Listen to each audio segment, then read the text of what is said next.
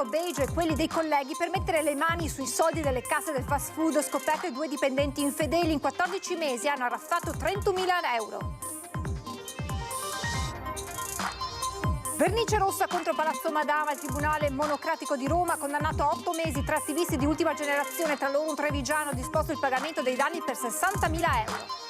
Respinto il ricorso contro il bacino di laminazione di Ciano presentato al Tribunale delle Acque di Roma dagli 8 comuni rivieraschi. La Regione avanti con la progettazione, a Crocetta decise a lottare ancora. Giovedì a Noventa Padovana il direttivo regionale per decidere il futuro nella Lega di Gian Antonio D'Arè dopo l'insulto a Salvini. Diretto interessato ieri, ospite a Focus contrattacca.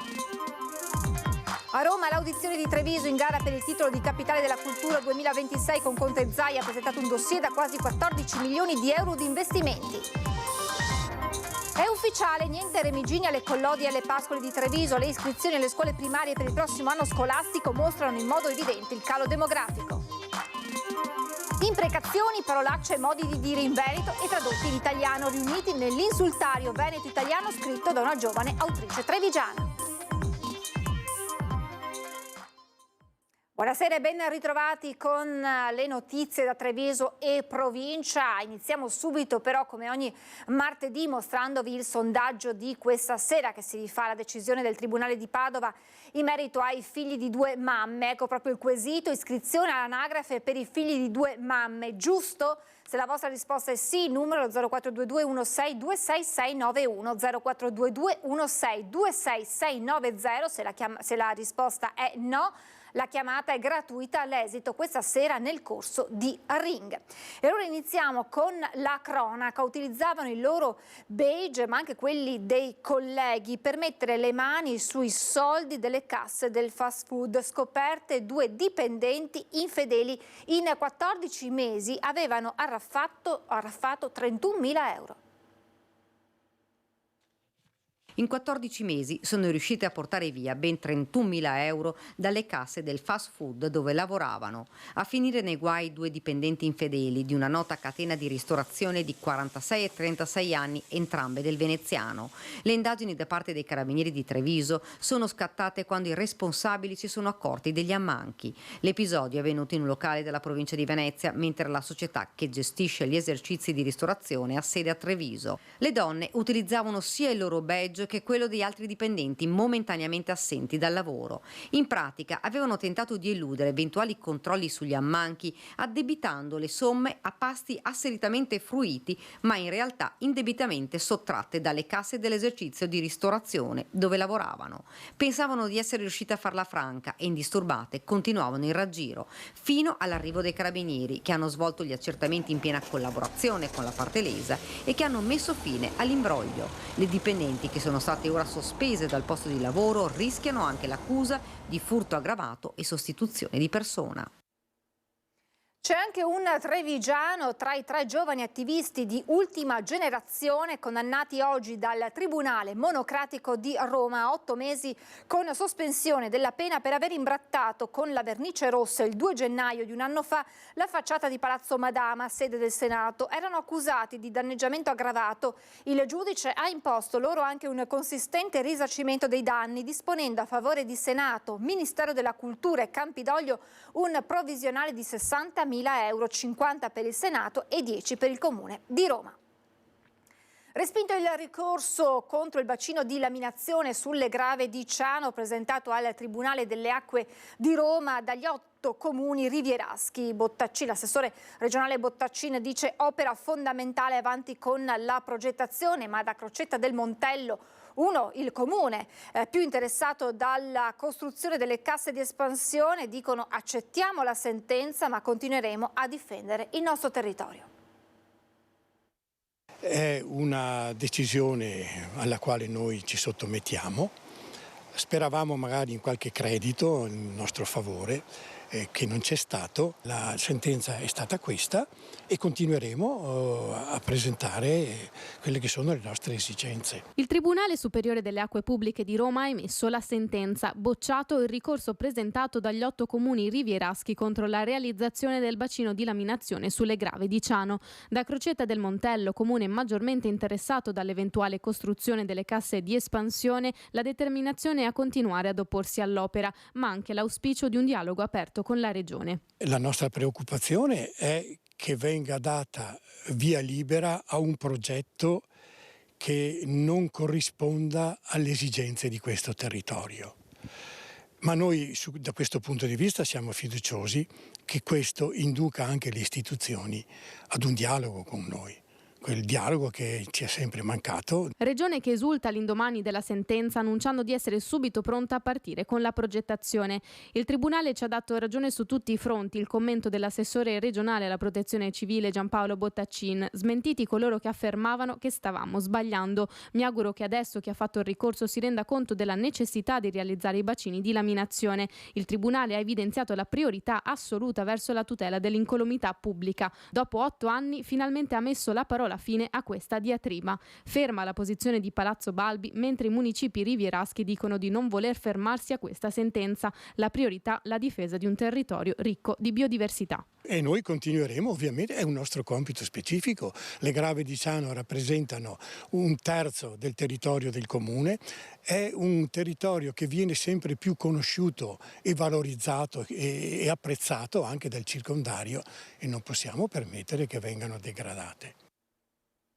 E dopo la decisione del Tribunale delle Acque si dividono tra i sindaci del Basso Piave che plaudono e dicono bacino necessario per garantire l'incolumità delle persone, e dall'altra i comuni sconfitti che dicono ora un tavolo per un progetto che accontenti tutti.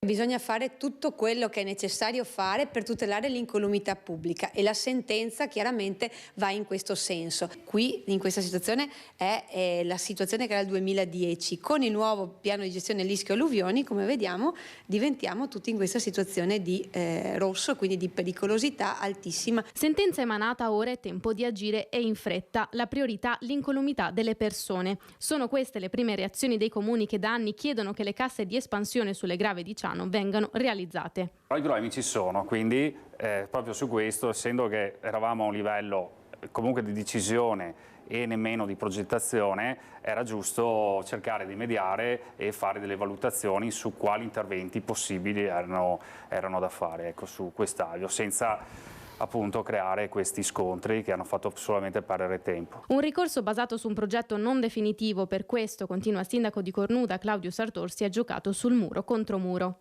Io credo che le sentenze non si commentino ma debbano essere rispettate.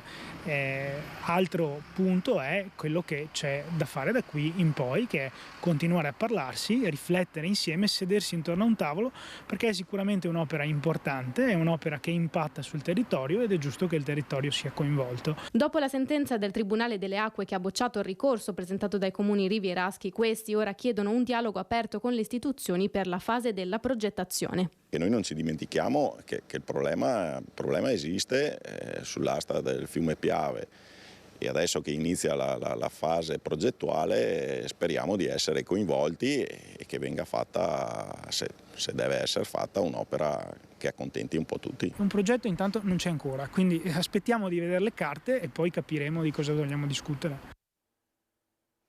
Giovedì a Noventa Padovana siamo alla politica. Il direttivo regionale si riunirà per decidere il futuro nella Lega di Gianantonio Darè dopo l'insulto a Salvini. Intanto il diretto interessato, ieri sera ospite del nostro direttore a Focus, contrattacca. Adesso mi butteranno fuori, probabilmente sì,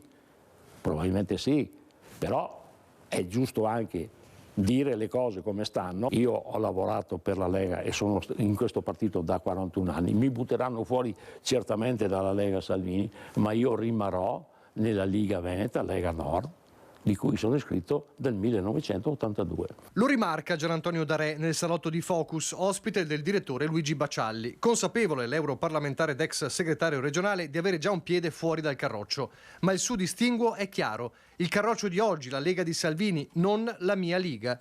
Giochiamo di fantapolitica e se alla fine una secessione arrivasse ma non della Padania e se nel caso di un'espulsione Darè riuscisse a raccogliere un gruppo consistente di lighisti duri e puri, scontenti del Partito Nazionale Salviniano schiacciato a destra e costruisse un movimento veneto che torna alle radici sul modello del Comitato per il Nord voluto da Bossi. Fantapolitica si diceva, almeno per ora. La realtà dice che una data c'è per capire cosa accadrà nell'immediato. Giovedì sera il direttivo regionale a Noventa Padovana, unico punto all'ordine del giorno prevedono sanzioni disciplinari. Darè non fa una piega e racconta che quel cretino all'indirizzo del leader è arrivato dopo la goccia che secondo lui ha fatto traboccare il vaso: la visita di Salvini al padre della compagna, Denis Verdini, in carcere. Non il massimo per un partito che fa della certezza della pena una sua bandiera e anche un errore politico. Va in carcere con l'avvocato dopo che questo gli è stato revocato gli arresti domiciliari perché giustamente andava a pranzo in giro e a cena in giro per Roma. È chiaro che non fa una grande figura come segretario del partito e sicuramente non fa una grande figura come Ministro della Repubblica. Questa vicenda non può essere di buon auspicio in virtù delle europee, di una competizione così importante. Questo è un errore strategico, politico, e la mia è stata una dichiarazione politica forte, sicuro, ma necessaria. La goccia dunque di un vaso già colmo, dai principi della Lega salviniana all'accusa di un mancato ascolto del territorio, già in tempi non sospetti. Voglio ricordare che in 3 anni e mezzo di segreteria regionale non ho ricevuto una telefonata da Matteo Salvini. Allora, questo è indicativo. In mano agli attuali vertici la partita di Darè è delicatissima. Nel Carroccio in queste ore sembrerebbe prevalere il male minore. La cacciata subito, con probabili settimane di polemiche infuocate ma destinate a scemare mediaticamente giusto in tempo per le europee, piuttosto che mantenere lo status quo e subire continui attacchi, soluzione che renderebbe il partito più fragile. Il diretto interessato intanto sembra più tranquillo di tutti e proprio il segretario regionale Alberto Stefani lancia forse l'ultima stoccata come leghista eretico.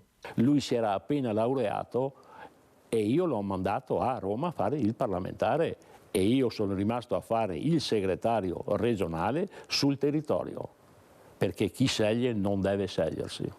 Questo è un mio principio che non vale più in questa Lega. E siamo andati a Vittorio Veneto a sentire cosa pensano i concittadini di Darè delle critiche mosse a Salvini, ma anche della possibile espulsione dalla Lega. Sentiamo cosa ci hanno detto. Darè ha usato dei toni critici nei confronti di Salvini e domani rischia l'espulsione dalla Lega. Bene, questo non è sicuramente un sistema democratico, anche se io in realtà appartengo a un'altra idea politica, insomma, ma comunque questo qui sicuramente denota ancora un modo di fare politica autoritario e despota. Io conosco Tony Darè di vista, penso che avrà dei buoni motivi per uscire dalla Lega, ne avrà piene le tasche. Deve essere garantita comunque la libertà d'espressione. Certo, i toni sono stati un po' più coloriti, diciamo, ma io sono sempre per la libertà d'espressione che deve essere comunque garantita. Un segretario di un partito non può agire secondo dei diktat, ma deve garantire anche lui a tutti i suoi elettori e comunque dovrebbe dare l'esempio di come il dialogo e comunque deve essere sempre mediato nel miglior modo possibile. E tutti questi politici qua hanno un unico padrone, per cui che sia Tony Darè che sia un altro, la Minesa non cambia. Per quando usano i toni pesanti sono sempre leggeri. Non lo conosco, ma ha fatto benissimo.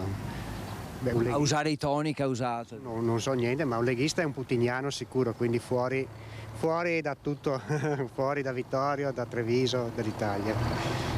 Un leghista, un putiniano, cosa fa? Cosa fa nel nostro Parlamento? Non so, forse è un'esagerazione espellerlo per questo motivo, perché un politico deve anche accettare le critiche. La penso così. Tony Darè è simpaticissimo, una bravissima persona. Di politica io non so nulla. Darè comunque da vittoriese doc, insomma, ci dispiacerebbe, quello è vero. Comunque è un rappresentante della cittadinanza che fa sempre, insomma, è sempre un orgoglio per la cittadinanza. La delegazione di parlamentari dell'opposizione attraverso il valico di Rafah la porta verso la striscia di Gaza, con loro anche la trevigiana Rachele Scarpa, al seguito dei convogli di aiuti umanitari in attesa del via libera per attraversare il valico ed entrare appunto a Gaza. La delegazione ha assistito al passaggio degli aiuti che in giornata hanno attraversato i controlli, incubatrici, stampelle, medicinali, frighi e generatori, e poi il sit-in davanti al valico dei parlamentari per chiedere il cessate il fuoco.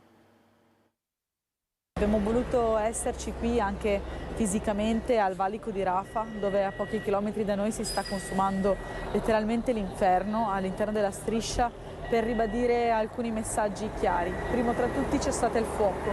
Senza un cessate il fuoco immediato si calcola che entro 6 mesi moriranno altre 85.000 persone, oltre alle 30.000 che già sono morte, e il 75% erano donne e bambini. Chiediamo la liberazione degli ostaggi, chiediamo il pieno accesso per le ONG che organizzano la solidarietà e per le agenzie delle Nazioni Unite a poter organizzare gli aiuti umanitari che in questo momento sono necessari per la sopravvivenza del popolo palestinese. Non possiamo rimanere inerti a vedere una tragedia che si consuma sotto i nostri occhi. Anche il nostro governo deve fare di più. Non basta aver permesso l'approvazione di una mozione del PD con l'astensione della maggioranza. Serve che la Presidente del Consiglio, Giorgia Meloni, e tutte le forze di maggioranza, il governo del nostro Paese diano dei messaggi chiari e utilizzino tutti i canali possibili per chiedere immediatamente un cessate il fuoco. La candidatura di Treviso a capitale italiana della cultura 2026, audizione questa mattina a Roma davanti ad una commissione che è rimasta impressionata dal dossier presentato. Soddisfatti il sindaco Mario Conte e il presidente della regione Luca Zaia.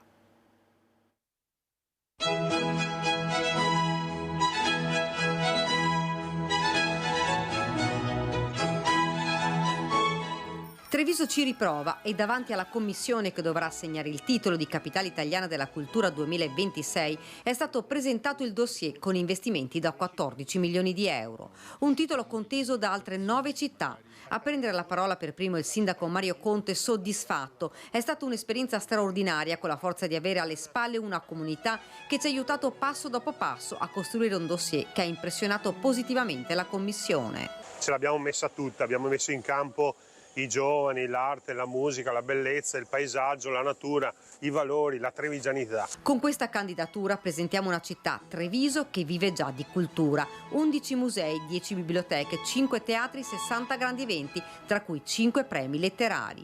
Non a caso è definita la piccola Atene, l'appello del presidente Zaia. Noi comunque ce l'abbiamo la capitale della cultura, nel senso che noi sappiamo che portiamo qui in dote una città di 86.000 abitanti che vive di turismo culturale e ci sentiamo la responsabilità di far bella figura al paese. Fabrizio Malacchin, direttore dei Musei Civici di Treviso, punta sulle iniziative culturali in città. Nel nostro dossier ci sono tanti progetti dedicati all'arte e alla valorizzazione del nostro patrimonio. Cito tra questi il ciclo di Tommaso da Modena, che sarà riallestito dopo il grande investimento fatto dall'amministrazione nella ricostruzione dell'abside e della chiesa, ma potrei citare ancora un altro progetto importante, che è quello della schedatura delle opere che sono ancora nei nostri depositi, quindi sono ancora nascoste, del 6 e del 700, quindi pensate opere che vanno da Antonio Zanchi fino a Giambattista Tiepolo e che diventeranno poi l'occasione per una straordinaria mostra. E poi a chiudere il video con l'appello dei VIP che hanno scelto Treviso come città in cui vivere. La città di Treviso ha sempre avuto una grandissima cultura dello sport, dal rugby logicamente, che è un po' la capitale d'Italia, la pallavolo, la pallacanestro e anche il tennis. Treviso, capitale italiana della cultura, perché io potrei fare da Cicerone, so tutto su Treviso, perché a me a Treviso ha portato il cuore, però poi mi sono innamorato anche di tutta la città. E poi Treviso, lungo il suo fiume, il Sile, ha tantissime ville venete nelle quali si possono trovare ancora tracce di pitture del Tiepolo e soprattutto la storia palladiana di tutte le più belle ville del Veneto, per cui insomma Treviso, capitale della cultura. Inizierà a breve a Conegliano la costruzione di una scuola primaria estesa su oltre 2000 metri quadrati e in cui saranno ospitati 250 studenti in 10 aule, smontabile e a fine vita riciclabile. L'impianto sarà circolare con la possibilità di conformare lo spazio delle aule posizionando i banchi a seconda della tipologia di lezione. La struttura portante è in acciaio e per le pavimentazioni è stato scelto il sughero, materiale naturale biodegradabile al 100%, riciclabile e rinnovabile. Il costo previsto è di 5,3 milioni di euro, 3 dei quali da fondi PNRR e i restanti 2,3 finanziati con risorse proprie dal comune di Conegliano. Intanto però i dati sulle iscrizioni alle scuole primarie per il prossimo anno scolastico mostrano in modo ancora più evidente la situazione del calo demografico nella Marca. Non si formeranno le classi prime in 2 scuole primarie, le scuole Pascoli e la scuola Collodi.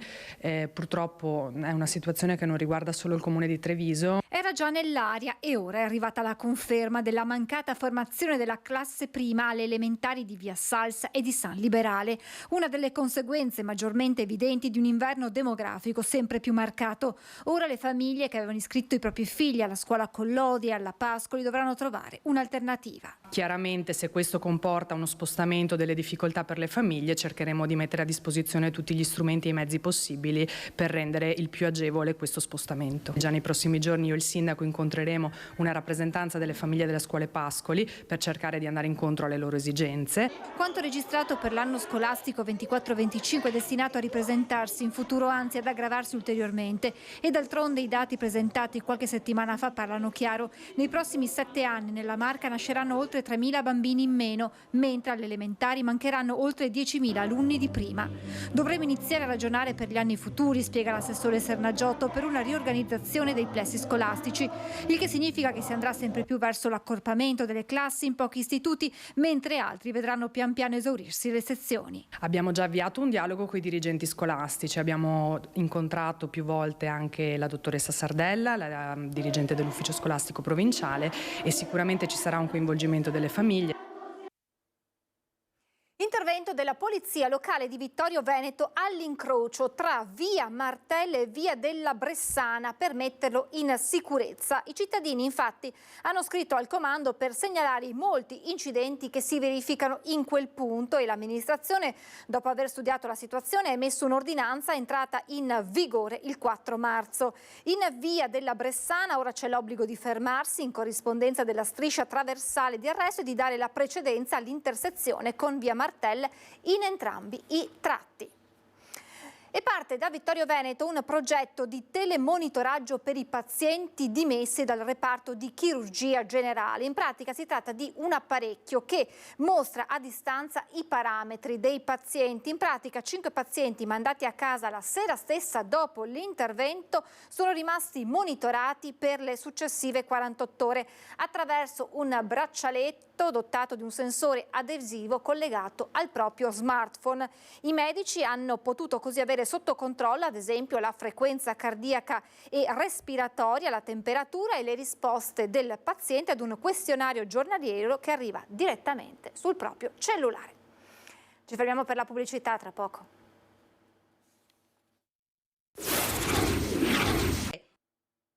Rieccoci in diretta al Sant'Artemio dal 14 marzo la rassegna Matti per la musica, titolo che rimanda a quella che è la storia del Sant'Artemio, ex manicomio della città. Un luogo di difficoltà, era un luogo di dolore, trasformato in un luogo di socialità. La musica entra a Sant'Artemio, ex manicomio, complesso che nella sua seconda vita, oltre a essere sede della provincia di Treviso, si sta aprendo a iniziative culturali e di comunità, come la nuova rassegna promossa da Asolo Musica. Avendo fatto molto in passato della politica anche per aiutare Basaglia a suo tempo nella legge che poi ha abolito i manicomi, vedere qui che c'è la musica dove c'era tanta sofferenza è una cosa che anche mi commuove, sì. Per noi è veramente un motivo di soddisfazione riuscire ad aprire le porte della nostra sede anche per attività che non sono strettamente correlate a quel che dovrebbe fare la provincia. Farlo attraverso la musica di qualità, con un'associazione come Asolo Musica, gratifica anche i ruoli che rivestiamo e pensiamo di fare un qualcosa di positivo per i cittadini. Dal 14 marzo al 18 aprile all'Auditorium, a partire dalle 20:45, 4 i concerti in calendario.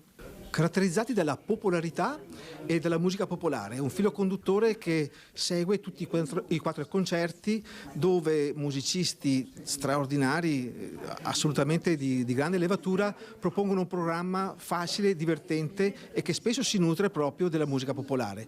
Il 14 marzo a inaugurare la rassegna saranno Danilo Rossi e il trio New Gypsy Project. Il 21 marzo, primo giorno di primavera, toccherà il pianista Ramin Barami, mentre nel centenario della morte di Giacomo Puccini sarà il quartetto d'archi dei Berliner Philharmoniker il 4 aprile a proporre l'inatteso Puccini senza voce. Infine il 18 aprile protagonista sarà l'ensemble L'Arte dell'Arco. Parolacce, modi di dire, imprecazioni in veneto e tradotte e spiegate in italiano. Sono raccolte nell'insultario veneto italiano scritto da una giovane autrice trevigiana.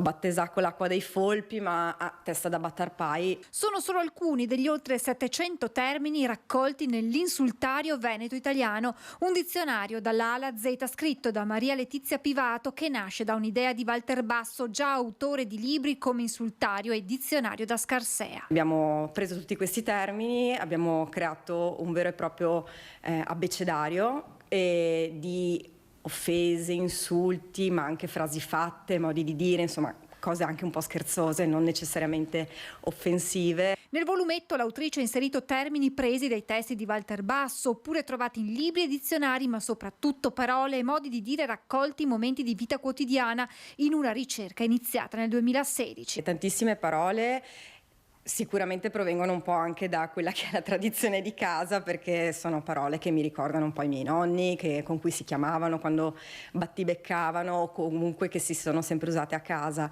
Altre provengono banalmente da osterie, bar, insomma quando gli anziani giocano a carte. C'è l'obiettivo di preservarla, farla conoscere e anche un po' capire certe parole che provenienza hanno, perché spesso e volentieri si perdono nel corso dei secoli. Un libro che non intende essere rivolto solo ai veneti. Ai veneti, perché comunque stimola, rievoca dei ricordi, insomma, e invece può insegnare in qualche modo qualche parola alternativa nuova anche a chi veneto non lo è, però magari si trova nel territorio un po' per caso, e anche per sapere a volte rispondere a tono quando un veneto ti insulta, almeno sai che cosa puoi rispondere. Mancano 3 sere al processo di Ponte Dante a Treviso e al Rogo della Vecia sul Sile, spettacolo che, come di consueto, ormai da quasi 20 anni Antenna 3 trasmetterà in diretta giovedì a partire dalle 20:30. Tra i principali protagonisti questa sera incontriamo il giudice, nonché anima dei testi dello spettacolo, ovvero il magistrato Tarquinio Saltabusue, al secolo Maurizio Meneguzza. Il magistrato Saltabusue Tarquinio da Madonna del Socco. È il protagonista più longevo del processo alla Vecia, perché mentre accusa, difesa, soprattutto imputata hanno cambiato nomi ed interpreti, lui è sempre lì, in mezzo ai 2 contendenti. Ho cominciato che era a scrivere e interpretare nel 1969. Dopo, visto che mi aveva sempre la diarrea sua pena, sono avanti. E sta roba qua credo che sia unica, non credo in Italia, al mondo. Perché non esiste una comunità come Treviso che ha il coraggio di mettersi in piazza almeno una sera all'anno e di sorridere, ma anche riflettere sulle magagne, sulle cose che non funzionano e di intervenire per il bene comune, al di là della politica o peggio dell'amor proprio alimentato dall'orgoglio. Mi ricordo tanti anni fa che dicevamo che la porta San Tommaso, che era la porta d'ingresso di quelli che veniva dal nord, e il ponte davanti a porta San Tommaso egli era sempre occupato da un banchetto di strasse che vendeva calzetti e mutande. Noi era il massimo. A furia di condannare sta roba, io acaba via finalmente e mi sento orgoglioso di questo e finché goffia continuerò a criticare quello che non va bene, ma anche a dire grazie a quello che gli ha fatto. Signor giudice, quando è che ha convocato l'udienza? A Sesioba di metà Quaresima al ponte Dante, ove Sile e Cagnan andando si accompagna alle 8:30 della sera. Mi raccomando, venite in tanti. E chi che non può, perché magari ha il brontoloni di panza, e può star sentati in poltrona perché sarà trasmessa in diretta alle 8:30 da Antena 3.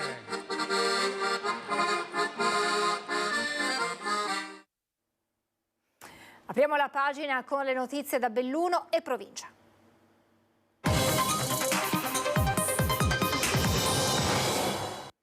In primo piano l'emergenza lupi, la questione ora si gioca in campo europeo e in Alpago sperano che la situazione possa cambiare. Sul lupo ci sono novità che 2 settimane fa il ministro ha voluto l'amministrazione Chiesa d'Alpago. Siamo andati a Biella, ci ha voluto incontrare per sapere il come mai tante predazioni, 800 predazioni di pecore in 4 anni e mezzo. Ha voluto capire questa emergenza sociale nel nostro territorio e ci ha invitato caldamente di aspettare il 25 marzo perché a livello europeo la Commissione e il Parlamento andranno a declassificare la protezione del lupo da altamente protetto a protetto. Dopo le rassicurazioni del ministro dell'Ambiente Gilberto Pichetto Fratin, i giornali ne scrivono, gli esperti se ne occupano, si cercano soluzioni. Adesso ci sono dei monitoraggi in atto, ci sono delle azioni a livello degli enti sovracomunali, per cui insomma speriamo che la situazione migliori. I recinti non sono bastati, i cani da guardia non sono stati sufficientemente utilizzati perché dove le predazioni si sono verificate non ce n'erano. Le pallottole in gomma dissuasive potrebbero diventare un'utile strada da percorrere per allontanare i lupi da case e ovili. Per il momento i branchi degli agnelli i nostri greggi sono dentro le stalle, quindi non abbiamo difficoltà adesso. Il problema probabilmente dovremo capire se si ripresenterà durante la stagione primaverile. Ho visto che la polizia provinciale si sta dando da fare perché sono state fatte delle azioni di dissuasione tramite i pallini di gomma che sono attualmente consentiti e quindi spero che questo aiuti insomma, a risolvere una problematica che si fa sempre più forte non solo in Alpago ma anche in altre zone. Contromozione dei consiglieri Francesco Lagru e Roberto Ferro su quello che viene definito il tema della doppia maternità, apostrofando come una Veronica quella del sindaco. I consiglieri dicono infatti di aver appreso con sorpresa dai media che il sindaco De Pellegrini avrebbe deciso di trascrivere la doppia maternità di una bimba nata in Austria da 2 mamme, trascrizione che aveva negato solo a maggio 2023. Per questo il gruppo indipendente Più Forti Insieme ha deciso di presentare una contromozione per capire se sia l'intera maggioranza ad aver cambiato idea sul tema doppia mamma o sia stata una decisione individuale del primo cittadino. Lezioni di difesa personale gratuite aperte a tutte le donne in vista dell'8 marzo per potersi e sapersi difendere in caso di pericolo. L'amministrazione comunale di Belluno, in particolar modo l'assessorato alla sicurezza, ha inteso organizzare un evento di natura formativa a favore delle donne nell'imminenza della festa delle donne, o meglio della giornata internazionale delle donne, sotto un profilo più pratico, nel senso che in collaborazione e dando il patrocinio a un'associazione sportiva di difesa personale, tutte le donne bellunesi di ogni età potranno usufruire di 2 lezioni gratuite di difesa personale. Iniziative di cui si vorrebbe non ci fosse alcuna necessità, ma purtroppo episodi di cronaca quasi quotidiani, per i quali gli studenti affollarono Piazza dei Martiri, anche se per fortuna non sono accaduti in provincia di Belluno, ma purtroppo anche in Veneto, rendono iniziative come questa preziose. Nessuno può nemmeno immaginare dove, quando e a chi potrà accadere la prossima volta, Sarebbe importante se chi si dovesse trovare in queste situazioni avesse i mezzi per potersi salvare. È un modo concreto e tangibile, sotto un profilo non ideale ma più pratico, di dare uno strumento di conoscenza a favore, ripeto, di tutte le donne bellunesi di ogni età, grazie alla competenza e all'apporto di Christian Burde, che è un noto esperto di arti marziali e che quindi potrà dare alle ragazze, alle donne un po' più in là negli anni, degli insegnamenti, delle informazioni di carattere preliminare di base nei confronti di ipotetiche e denegate aggressioni. Vi ricordo, come abbiamo già anticipato nel servizio di Lucio Zanato, l'appuntamento da non perdere giovedì 7 marzo su Antenna 3 a partire dalle 20:30, la diretta da Ponte Dante per raccontarvi il processo alla Vecchia, uno spettacolo di comunità che pur sorridendo ha il coraggio di criticarsi pubblicamente. È davvero tutto per questa edizione, vi lascio come di consueto le previsioni del tempo, grazie per averci seguito e buon proseguimento di serata.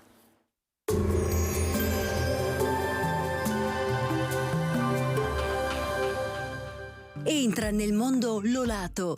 Da oltre 40 anni un team di professionisti per migliorare la qualità della tua vita. Centro del piede con servizi di podologia. Laboratorio per la produzione di plantari e calzature su misura. Bentrovati al meteo. Il tempo non sarà ancora buono, possibili episodi di instabilità interesseranno il nostro territorio. Il dettaglio di mercoledì 6 marzo.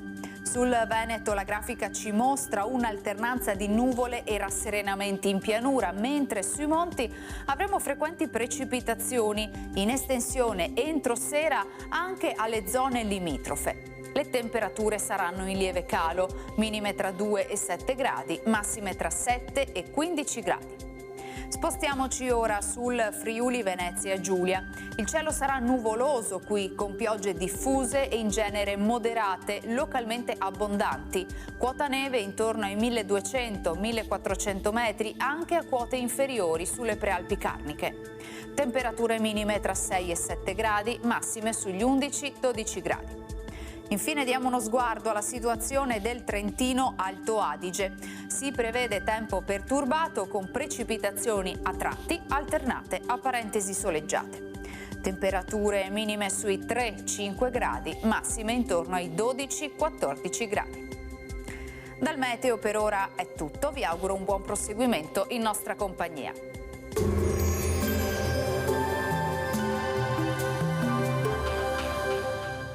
Busti, tutori e protesi di arto personalizzati. Ortopedia e sanitaria Lolato. A Treviso e Montebelluna. Lolato, soluzioni per star bene.